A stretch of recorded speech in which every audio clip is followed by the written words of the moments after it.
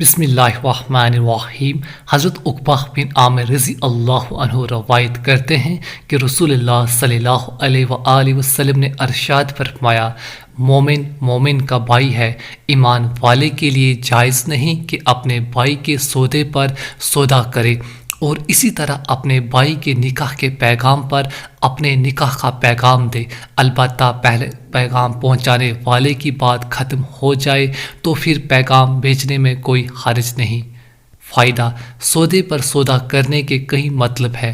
ان میں سے ایک یہ ہے کہ دو آدمیوں کے درمیان سودا ہو چکا ہو، پھر تیسرے شخص بیچنے والے سے یہ کہے کہ اس شخص سے سودے کو ختم کر کے مجھ سے سودا کر لو۔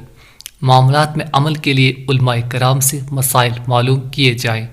نکاح کے پیغام پر پیغام دینے کا مطلب یہ ہے کہ ایک آدمی نے کہیں نکاح کا پیغام دیا ہو، وہ لڑکی والے اس پیغام پر مائل ہو چکے ہوں۔ اب دوسرے شخص کو اگر اس نکاح کے پیغام کا علم ہے تو اس شخص کو اس لڑکی کے لیے نکاح کا پیغام نہیں دینا چاہیے۔